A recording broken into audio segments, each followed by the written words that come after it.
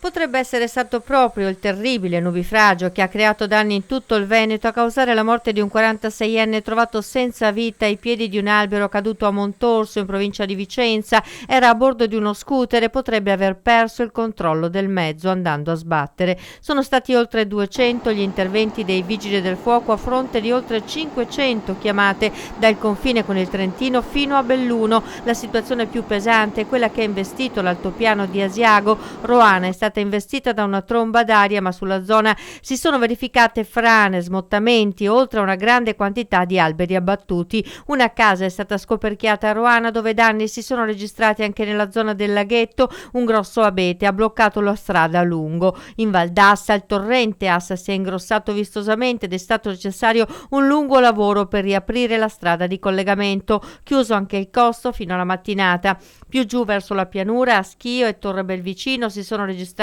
frane sulla careggiata della provinciale 350 che da Arsiero porta a Val d'Astico, chiusa come la provinciale 64 tra Arsiero e Tonezza, bloccata anche ai Fiorentini. Allagamenti, rimozione di pali, cartellonistica, taglio di rami e piante pericolose sono stati i principali interventi su cui stanno ancora lavorando i vigili del fuoco e la protezione civile. Danni ingenti si sono registrati anche a Montecchio Maggiore. A Verona particolarmente colpita la zona del lago di Garda, ma il maltempo ha investito anche buona parte della provincia ed anche la città. 50 interventi per allagamenti, taglio di rami e piante, rimozione oggetti pericolosi, scoperchiamenti dal Garda alla città di Verona.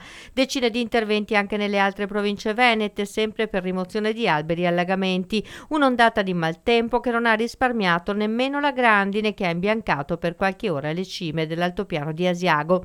Qui si registrano anche gravi episodi di cronaca in rete, esasperati da una situazione intollerabile. Arianna Ronzani e Cristian Stella hanno pubblicato le terribili foto dei loro muli aggrediti da un lupo nella notte a Lusiana. Alcuni animali riportano gravi ferite, uno è stato invece ucciso dall'animale affamato. Un episodio che arriva a poche ore di distanza da un'altra aggressione analoga avvenuta ad Asiago, dove un allevatore aveva addirittura deciso di esporre la carcassa della mucca dilaniata da un altro lupo. Anche il sindaco di Asiago, Roberto Rigoni Sterna, ha deciso di dare il suo sostegno all'allevatore, facendo appello alle autorità competenti perché facciano la loro parte, sostenendo un settore economico in estrema difficoltà che chiede da tempo aiuto, come lo hanno fatto recentemente a Venezia molti agricoltori che, guidati da Coldiretti, hanno invocato interventi urgenti contro i danni causati dai cinghiali. Immagini che impressionano e lasciano non solo sgomenti ma anche impauriti per la violenza di queste aggressioni contro grandi animali.